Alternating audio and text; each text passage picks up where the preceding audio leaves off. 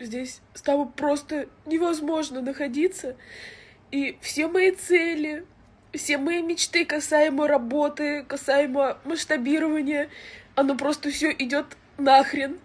For 4 years, Russia has been dealing with the conditions of a full-scale war. The country was supposed to be immune to sanctions, to Western pressure. But today, it is clearly experiencing these costs. And not only on the front lines, it's also affecting the lives of citizens. Prices are rising, the internet is increasingly clamped down on, and the changing social situation means that beneath the surface of official stability, tensions are appearing. There's no outright rebellion, but there's increasingly talk of fatigue, of frustration, and of withdrawal. According to the Levada Center, in April 2026, 79% of Russians declared they support Vladimir Putin. This is down from 87%, and it's the first time since 2022 that it's been below 80%. And 16% of respondents stated that they don't support Putin's actions. This is the worst result since 2023. In the same survey, 63% supported the government, while only a few months earlier it had been 74%. Those against rose to 30%. To discuss why Russians are more frequently feeling frustrated, what real problems are influencing the social mood, and what impact this has on the stability of the system, we'll be talking to OSW experts Iwona Wiśniewska and Miłosz Bartosiewicz. The support for Putin himself is not a problem in itself because, as we know, the Kremlin has ways of controlling the country and society, the apparatus of repression, the courts. But it is, of course, significant for the upcoming election to the State Duma in September 2026. This falling support is a real problem for the Putin administration, which is responsible for high poll numbers. So they have a problem, and this concern is inside the administration because it has to get a good result in the election and look after Putin's international image.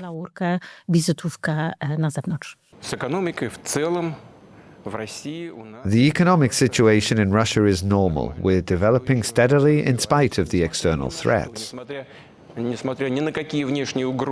According to the Levada Center, between April 2025 and April 2026, the number of Russians who feel the country is heading in the wrong direction rose from 17 to 28%. This is the worst result since the invasion of Ukraine. And the number of Russians who feel the country is headed in the right direction has fallen from 69% to 55%. Over the same period, 61% of respondents had a negative opinion on the current political situation. The main reason for these rising frustrations is the economy. Although the official inflation rate is lower, the real level felt by Russians is around 14 to 15%. And it's as high as 20 to 30% for some groceries. In the extreme cases, it's as high as 150%. Alongside this, there are tax increases, with VAT at 22%, and war expenditure is now 40% of the state budget. This is slowing down the economy,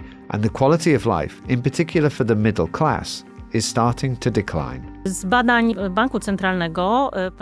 Central bank research asks how Russians themselves experience inflation, how they see it, and they say it's around 14%, and this hasn't changed much in recent months. And when they're asked about the prospects, in 12 months, they also say inflation will be over 13%. So they don't believe the rate of increase is slowing down in Russia, despite official inflation data published by Rosstat, the government statistics agency.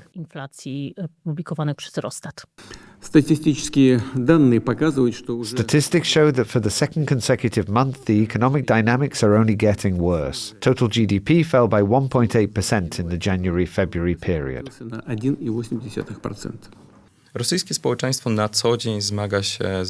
Russian society is struggling with many problems linked to their welfare. We need to be aware of how degraded the communal infrastructure in Russia is. Around 40% of heating, sewage, or electrical networks need to be replaced. Around 2/3 of Russians experience breakdowns in these networks at least a few times a month. The increase in utilities payments is a very sensitive subject. They went up twice this year. Across Russia, it's an average of around 12%, but in reality, it's actually more. Russians who are struggling with these rising costs of living are feeling the pinch, and this is leading to growing discontent. Increasing controls on the internet and the flow of information provide another example of the deteriorating social mood. Local and partial mobile internet outages are becoming increasingly frequent in Russia, officially for security reasons. And users of popular messaging services such as WhatsApp and Telegram are also reporting problems in access to these services. And the concept of Russia's so-called sovereign internet, RUNET, is developing against this backdrop. This is supposed to increase Russia's online global isolation and enable a more complete control of the flow of information. For part of society, this is not just a technology issue. It's the next step in the feeling of their freedom being limited and their life conditions getting worse. W 2026 roku po raz pierwszy In 2026, Moscow experienced this kind of internet blockade. The first was in March, and it lasted a few days. But it got worse. Now, ahead of the 9th May parade, there were more blockades. blokady zarówno w Moskwie, jak i w Petersburgu. There isn't even a regular cellular service anymore. It's impossible to call an ambulance or your child. It's being jammed everywhere, in schools, everywhere. I understand that it's for security. I get all that. But you could at least leave a regular cellular service. Problemem nie jest sama blokada. It's not so much the internet being blocked that's the problem. It's all the chaos caused for ordinary people and for businesses. In particular, the lack of mobile internet in Moscow. This is a city that's functioned online for many years. You could do everything without leaving your home, for shopping and other services, and all public services. Your whole life was run online. Now, in principle, it's impossible, or at least you never know when it'll be possible. Przynajmniej nigdy nie wiadomo, kiedy będzie możliwe. For all those important individuals who made the decision, the nation thanks you. All possible slowdowns, outages, and restrictions are being launched. Not just for a free internet, but also for the services we've built our businesses upon, which we put so much time and energy into, and which made it possible for us to support our families. Druga kwestia to jest kwestia chociażby opłat. The second issue is about payments, which Russians had also been doing cash-free, including using mobile internet. And very often it's not possible now because there's no internet. Często możliwe, ze względu na to, że tego internetu nie ma. Bloody hell, even the cards aren't going through? Nothing is working. Not even the cash machines in Pyaterochka are working. Nothing. W Rosji, głównie też w dużych miastach, zaczynają płacić. In Russia, including in the major cities, people are starting to pay in cash. And this was rare in recent years, so now there's a shortage of ATMs. This is all linked to the previous transformation of Russia's economic life, in part because we don't know how things will function, because they neither give advance warning of these blackouts, nor do they say how long they'll last, or where they'll be in effect. Jaki obszar będą obejmować. The Levada research also showed the daily level of negative emotions such as stress, irritation and fear rising from 18 to 25%. But do these problems make it into media reports in Russia? In official messaging, many of them are silenced or presented in a limited fashion. Inflation or a fall in real income are rarely discussed straight out. The war itself isn't called a war. If inconvenient topics appear, they are mostly presented in a safe form, concerning prices, infrastructure, or local problems, without the broader political context. Kolejną kwestią, która zwiększyła niezadowolenie, ale The next issue, increasing dissatisfaction, turned into a de facto stimulus for the demonstration of social dissatisfaction. It was about the cattle call in the Siberian regions. It wasn't a political issue, but it reverberated in Russian society both inside and outside Russia. The issue was about supporting farmers whose cattle were culled and about the lack of respect for their rights. There were videos, podcasts, boycotts of products from the large agricultural producers. It was a big deal. This issue linked to cattle cull was a topic in media appearances, or Russian bloggers. For example, there's a blogger who lives in Monaco, Victoria Bonia. She published a video supporting protests, but it was also critical of the government. The Russian government noticed it, so she took it further, starting a series of videos expressing dissatisfaction with how things are going in Russia. And this was also noticed by the Kremlin. But it was also noticed and criticized by Russia's main propagandist, Vladimir Solovyov. And he invited her to participate in a media debate.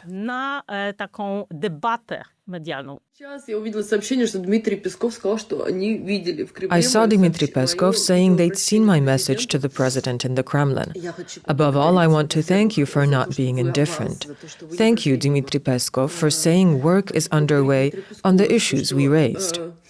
Он сказал, что по тем вопросам, которые мы озвучили, уже ведутся работы. The discussions, the problems linked to the internet outages are not confined in the public sphere and the independent media. This is one of the main subjects raised by political parties in connection with the upcoming election to the Duma. And this is how the communists, who are very critical of these actions, are trying to score points. Since the beginning of May, 1/3 of Russian regions have been attacked. Ukrainian drones are able to impact around 25% of the total territory of the country. This means that it's increasingly common for average Russians to be affected by the war, and they bear witness to Russian air defenses being insufficient, that the state is not coping with its own air defense.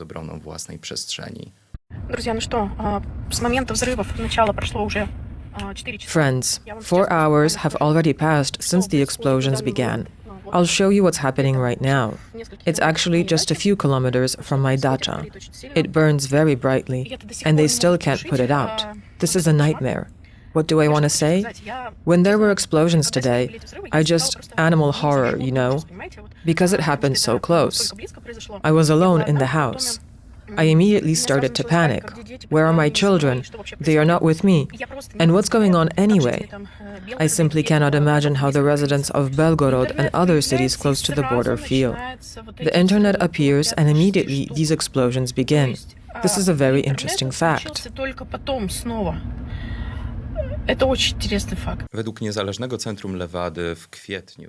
to the independent Levada Center, in April this year, Russian support for the continuation of military action in Ukraine was at a record low of around a quarter of respondents, and 2/3 were in favor of starting peace talks. The at least declarative fall in support, for example for Vladimir Putin or the Russian government, comes alongside a fall in support for the Putinist party of power, United Russia, which is now below 30%. All of this is ahead of the upcoming parliamentary election scheduled for this autumn, and it poses a problem for the government, even though we know they do have the tools to manipulate the election. Russians will most likely vote with their feet by opting not to go to the polls. Of course, the authorities are able to artificially inflate the turnout, but they will be aware of a certain social dissatisfaction. In practice, Russians have no chance of a real choice. We need to accept that the nominally opposition parties function in parliament in what is really a decorative role in order to create a certain illusion of parliamentarism in Russia. Of course, from time to time, this licensed opposition, such as the Communists or the Liberal Democratic Party of Russia, or the so-called New People representing middle-class business people, of course they can occasionally criticize the government's actions, harshly or otherwise. But when it comes to supporting things like military action, then they clearly toe the Kremlin line. Criticism from the licensed opposition is noticeable mainly at the local level. Of course, there have also been critical voices in parliament. For example, there's Mironov from Just Russia, which is another licensed opposition party. He criticized the blocking of Telegram, but this happened before Vladimir Putin spoke on this issue, which indicates that the licensed opposition parties are allowed to be critical, they're allowed to protest, but only if they're not openly contradicting Kremlin actions. Interestingly, the worsening of the social mood in Russia is also seen in groups which had previously been seen as loyal to Putin or to United Russia. These include less well-off citizens of smaller towns and women over 50. In opinion polls, these people are more prone to state that the situation in Russia or Russian politics is heading in the wrong direction. And people who declare they support Putin are also expressing negative opinions, which shows that the problem is growing. Niewątpliwie jest to wyzwanie dla Kremla. Kreml musi zajmować się... There's no doubt it's a challenge for the Kremlin. It now has to fight fires at home, too. From our perspective, that's obviously beneficial, because there's less and less time for them to deal with the other problems. And here, besides the obvious problems linked to the internet and cattle, these are the constant drone attacks, which can't be concealed and which the Kremlin has to deal with. It has to explain to society that, on the one hand, it's winning this war and pushing forward, and that it's only a matter of time until Ukraine falls. But on the other hand, it also needs to explain what's going on, that Ukrainian drones are making it through to the Russian refineries and ports. I don't think we should expect large-scale social protests in connection with this, because the Kremlin is, of course, able to suppress them. But the Vladimir Putin administration obviously does have to deal with this sentiment and try to disarm it, to explain the problems with prices, with social support, with why there simply isn't any money for it at the moment. Po prostu na co w tym momencie de facto nie ma pieniędzy, tak? Thanks for watching. If you enjoyed this film, why not try one you can see on screen now? And don't forget to subscribe.